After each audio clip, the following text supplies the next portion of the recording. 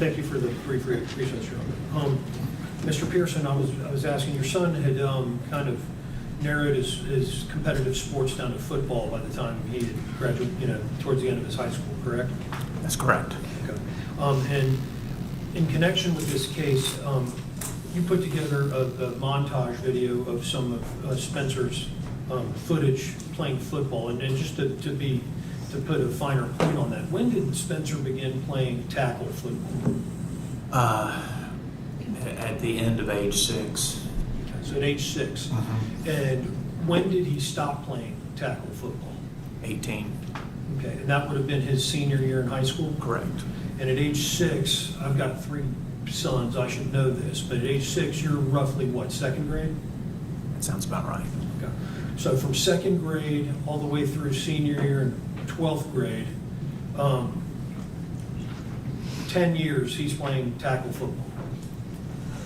Yes? 10 to 12 years. Okay. Yeah. 6 to 18, 12 years. Yeah, correct.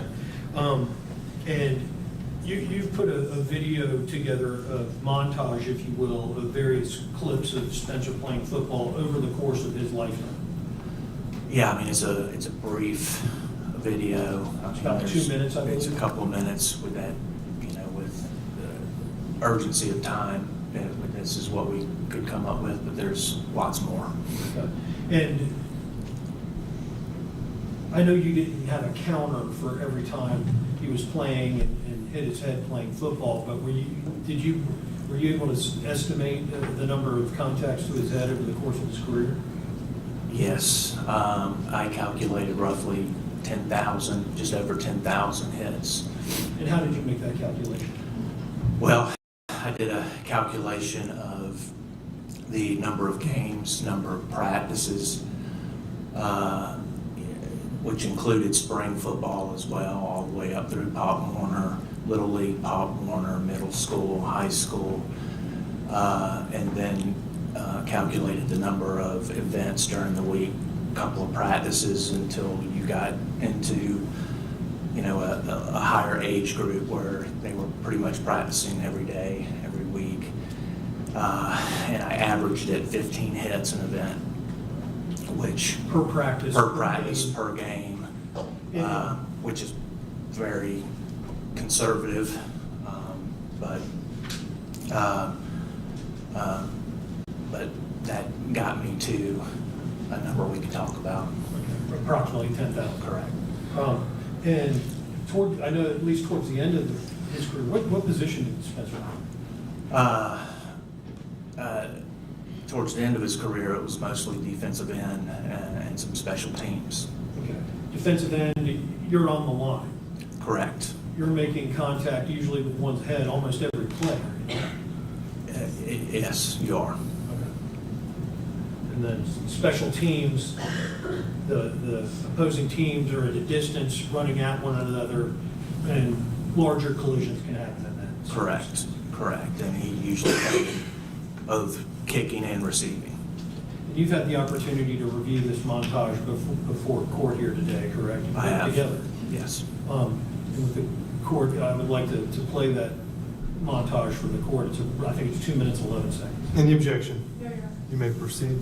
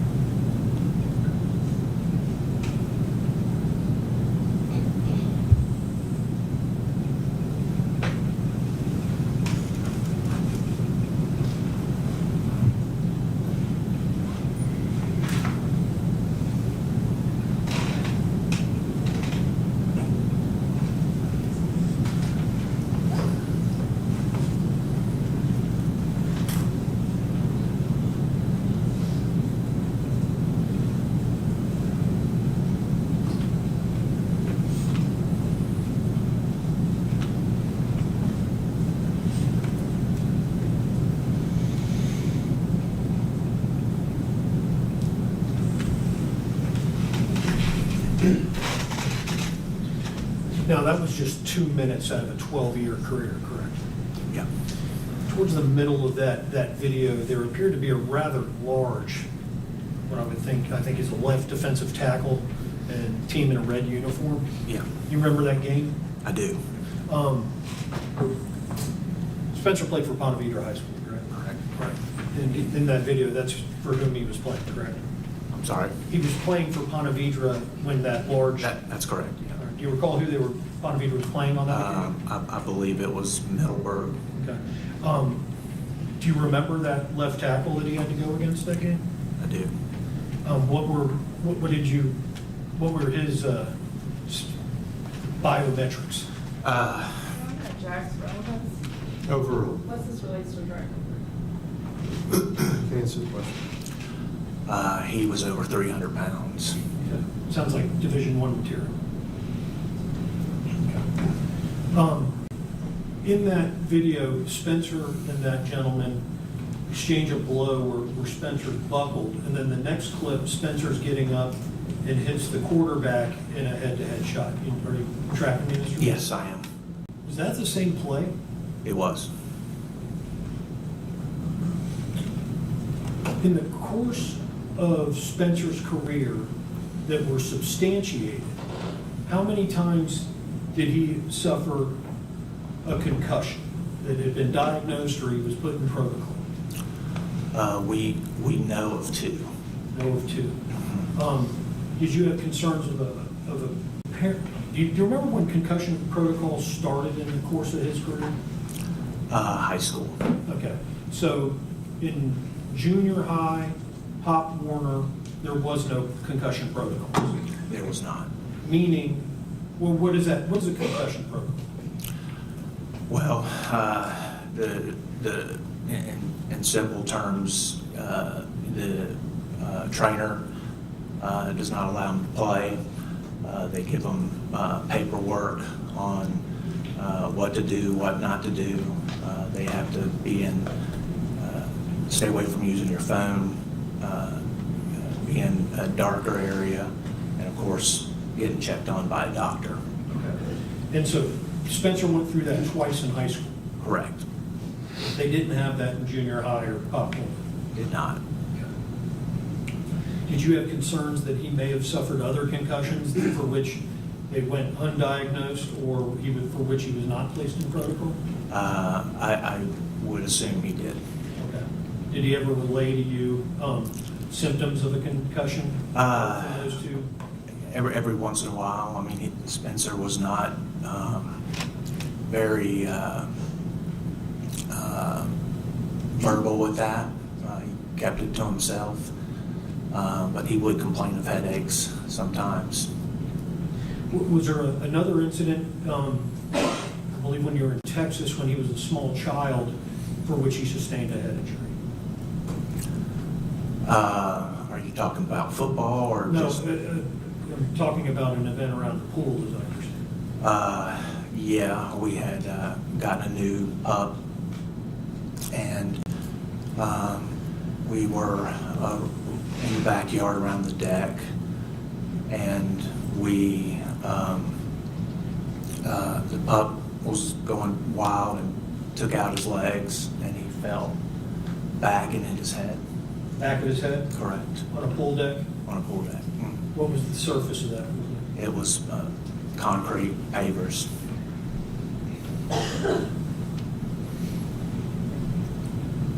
Do you know did you take him to be examined after that? I don't recall. I know we were concerned, and we monitored him very closely, and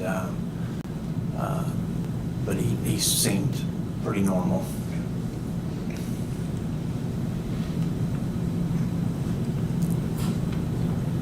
Did you begin noticing a change in your son as he was progressing through school? I saw a change in Spencer his junior year, coming out of COVID.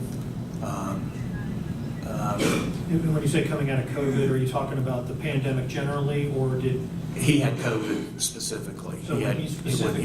Yes, he missed a lot of football, or a couple of weeks of football, because he had COVID, and then after that, he just seemed, he was closed off during that time period, and he just seemed a little more depressed and closed off, even around family, during that time frame. And I just saw a difference. We would have family over, and he would retreat upstairs, and just be very anxious. So we would have, we had times where we'd have to work through that. This is junior year, he'd be 17 years old or so at that time? Correct. And then going into his senior year, did he seem to come out of that a little bit at one point? Yeah, I mean, we saw, he was really trying to have a senior year that was, as he called it, normal, where he would go to prom and have a fun senior year. So it seemed that he came out of it a bit. And when did he begin his relationship with Miss Shennons, do you understand? Well, I think it was that October of his senior year, 2022? 2022. Did his spirits improve Yeah. as that relationship started? We did.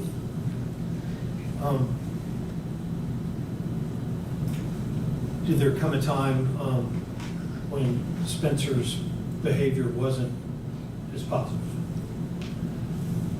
Yes, I mean, he, as they started into the relationship, I mean, he just, frankly, just wasn't handling it well, even in, I guess the normal times before. I think he was just always stressed out about it. He couldn't enjoy it. He was always stressed out about, and this is my outside perspective, he seemed to just be too wrapped up in a lot of stuff that might not have been going on, and it just drove him to a bad place. Very insecure. But did he ever act in an aggressive or violent manner? No, I didn't see that. Ultimately, Mr. Pearson, your son, and Madison's relationship ended, correct? Correct. Right. How did your son take that? Not well. I mean, he was very sad, very depressed.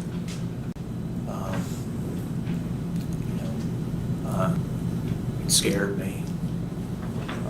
It just wasn't normal. How was he displaying that around the household? Just not eating,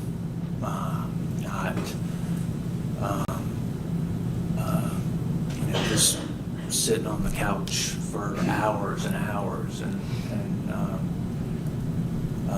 just you barely interact with him.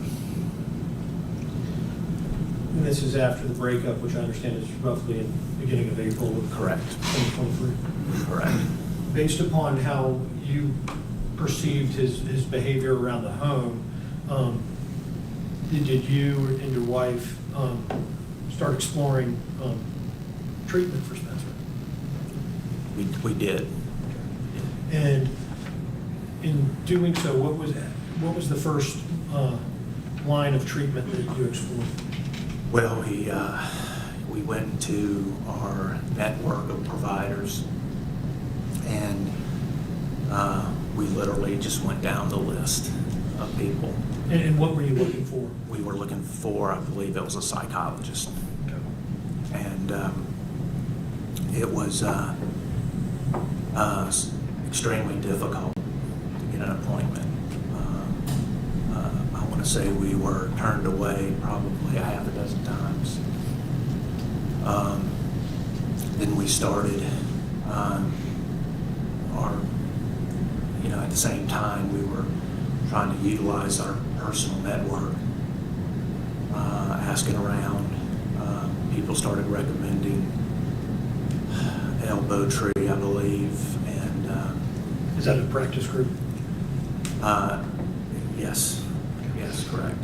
And then ultimately we landed on a place called Here Tomorrow. We found it online. Somebody pointed us in that direction. And then shortly after that, my wife's uncle called and mentioned Here Tomorrow as well. He was in Nashville and he read about it, and he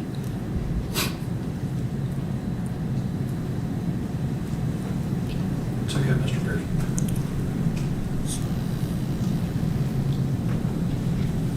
So, as I understand your testimony, both independently researching it online as well as through a recommendation, as well as a family member touching on the same, did you and your wife decide that Spencer should go there just to get access to Yeah, there? yeah, we sent him there because we could get something right away. I mean, it was that afternoon. We were so excited. Did you have time to research the qualifications of anyone working there? And We just wanted help? to talk to somebody. Did you take him to that first appointment? Me and Tanya did. And I understand, do you recall the date that occurred? Sometime in April, mid-April maybe. The records reflect that first appointment would have been April 13 of 2023. Is that? That sounds comport with right. your recollection? Yeah. How did you see him leaving that appointment? Spencer, that is.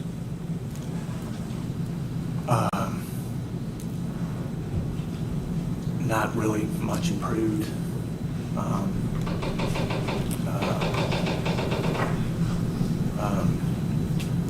Was he still Yeah. exhibiting the same He was. signs of depression you had Yeah. testified to about the house? He was.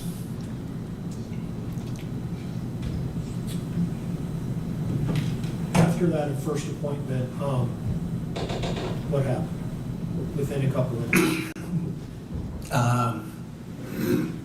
That's when he tried to commit suicide a few days after that. And you've been present here today. You heard the testimony that Detective I did. How did you learn that your son was attempting to take his life on that occasion? We got a text message, and we, From whom? I think it was Spencer. Do you remember the content? It was, I love you, Dad. In response to that text, what did you do? Ran upstairs. Okay. To a particular room in the house? He had his bedroom. Spencer's? Mhm. What did you find? He wasn't there. And we looked in his closet. Tanya was with me. And he was hanging.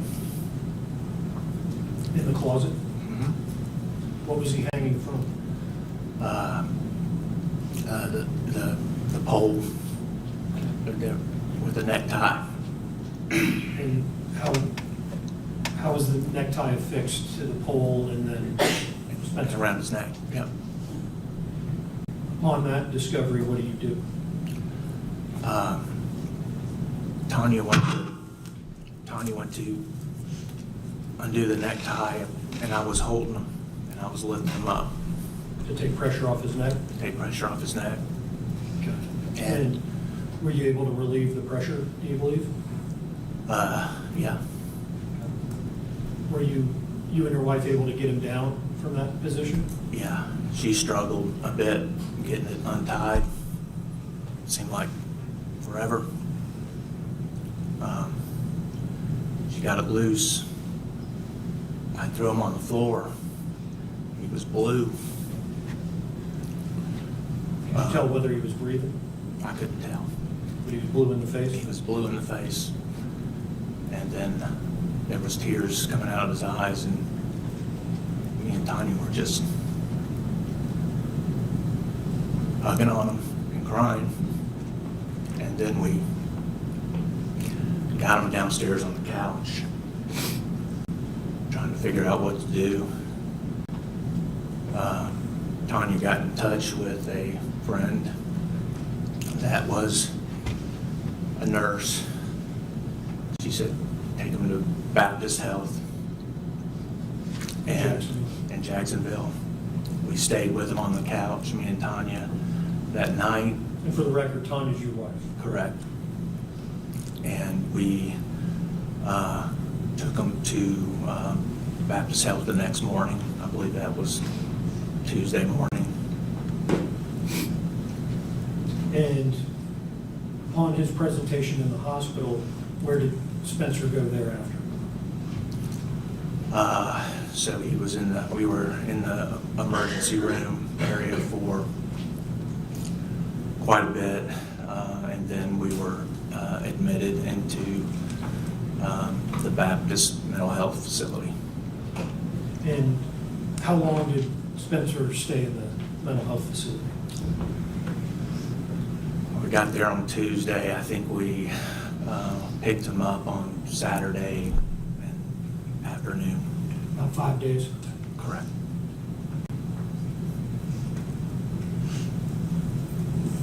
How was Spencer upon his discharge? Seemed better. Seemed a little bit better.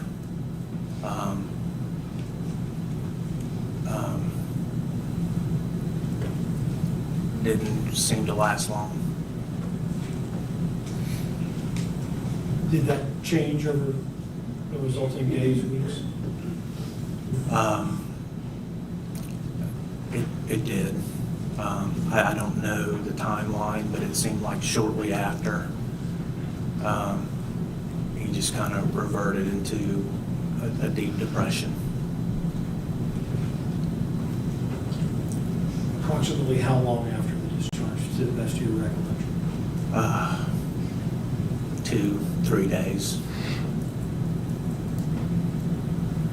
Did you make efforts after he was discharged to get him in to counseling with a psychologist? Well, and my wife, Tanya, can speak better to this, but I know we were trying to, the way it was going to work was once he left Baptist, he was going to get outpatient care, and we had to schedule that first thing Monday. So Tanya was working. She was the one making those calls? She was making those calls. We'll let her address that. Okay. In any event, was Spencer able to get in with a psychologist or a psychologist? Yes, we had I believe a couple appointments. We went back to here tomorrow. That's where he returned? Correct, that's where he returned. And He saw a different person. Do you remember when roughly that was?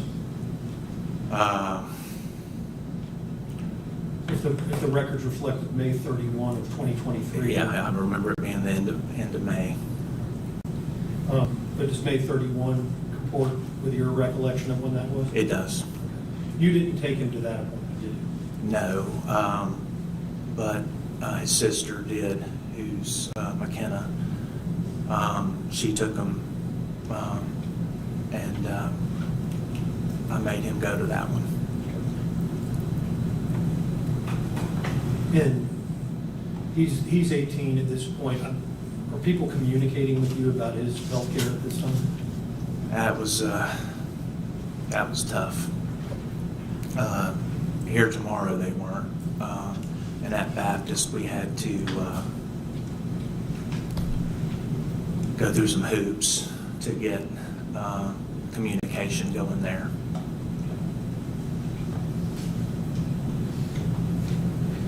And we know on June 3rd, 4 days after that appointment here tomorrow, the crimes that we observed here in the courtroom today happened. Correct. Mr. Pearson, we're here at sentencing for your son. The judge has the unenviable position of imposing a just sentence in this case. What would you like the court to know in fashioning that sentence?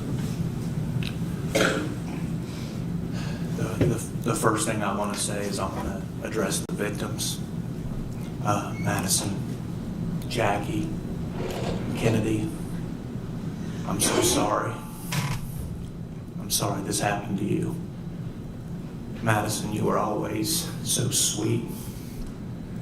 Coming over, you were such a beautiful person to be around. You were so good to our family. I'm sorry this happened to you. I think about you every day. I pray for you every day. You're a sweet soul. You're a beautiful person. I know that. I'm sorry. And Jackie, I'm sorry. I'm so sorry. I know you've had to go through a world of hurt. And just dealing with all of this. I'm sorry. I pray for you to have peace. And and forgiveness. And I just can't say I'm sorry enough. Y'all don't deserve this. Kennedy, thank you. Thank you for saving multiple lives. You are a hero. And I believe you also saved my son. I know you didn't intend to, but I thank you for that. I know this apology might do little to, or maybe might not comfort you at all.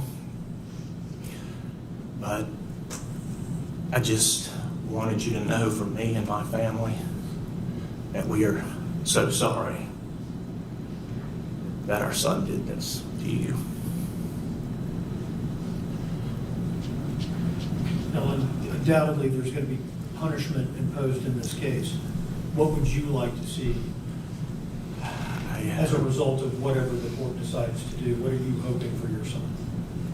Spencer deserves a chance to have a life. Spencer needs help. I know that without a doubt. He's got a lot of issues, a lot of mental problems. I'm worried about his head injuries. Spencer was never violent. He was a good kid. I don't know what happened. I believe Spencer can be rehabilitated, and I believe he needs that chance. And in the event he is able to return to your home or the community, do you and your wife and your family stand by him and will make efforts to support him and try to allow him to succeed? Absolutely. He has our full support. And whatever it takes in terms of therapy, counseling, support, are you there for him? Whatever it takes.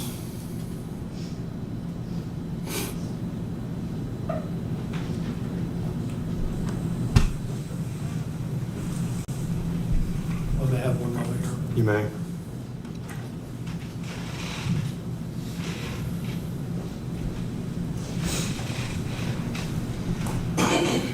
Mr. Pearson, I don't believe I have anything further. I think the state did.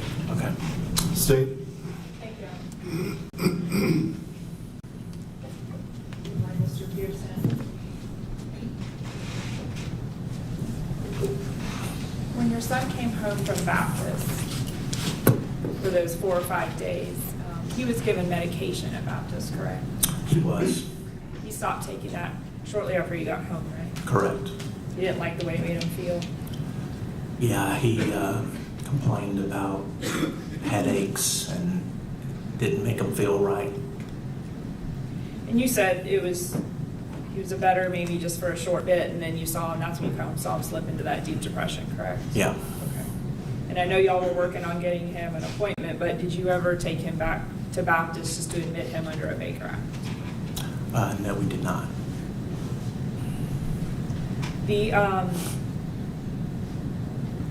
I know you said you got like an I love you text from your son, but you are aware that Madison and or her mom reached out to y'all when they got that picture as well? Yes, I believe so. Not to me, but to Tanya. To your wife? Tanya told me, yes. Yes, sir. Okay.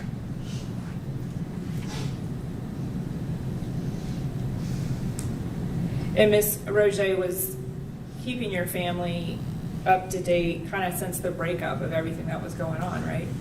Yes. So you guys knew about following her and the social media, like all of that was going on. Correct. And at some point you did take away his phone. Correct.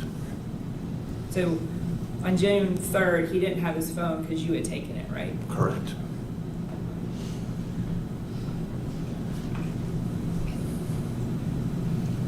And so prior to that here tomorrow, those two sessions in April 13th, 2023, he had never seen a psychologist or a licensed mental health counselor for any reason? No. Okay. You said, though, he's been struggling with anxiety and issues, I believe y'all have reported as young as elementary school, correct? Well, we saw anxiety there, but it was nothing that held him back. He still did well in school. He, I guess I would say it just wasn't crippling to him. You really didn't see anything crippling until, is it fair after his junior year and the COVID? Is that sort of when you? Well, I saw it escalate in high school. In high school.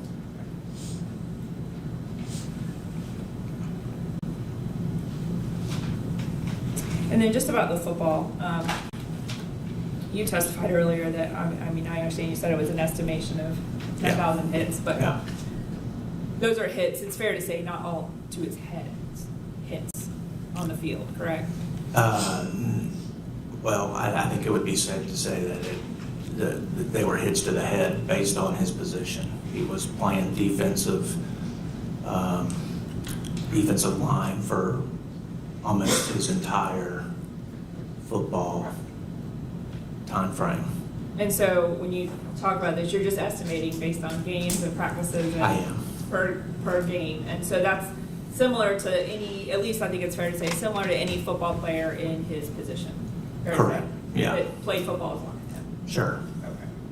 And they didn't all result in concussion protocol. I believe you said you're aware of 2, is that right? 2 in high school. 2 in high school, right. And you died, it wasn't anything that needed to be followed up with his pediatrician or any doctors beyond what the school athletic personnel told you what to do. Is that fair? Correct. We Okay. were we went to their facilities, their doctors. And do you recall how long those kept him out of play, if at all? Well, they did. I would, without knowing the exact dates, I would say a couple of weeks.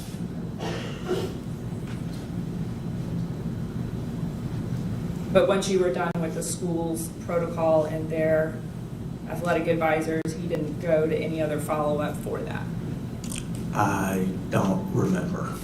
But I mean, you guys didn't take him to get his head scanned or radiologist? We didn't, no. Okay. No, I don't know, no. Okay, that's all. No further questions? Briefly. Sure. Sir, do you recall how many days prior to these crimes, June 3rd, 2023, you took Spencer's phone? I would say about a week. A week prior? Yeah, about a week. Nothing from you. All right, sir, thank you. You can return to your seat.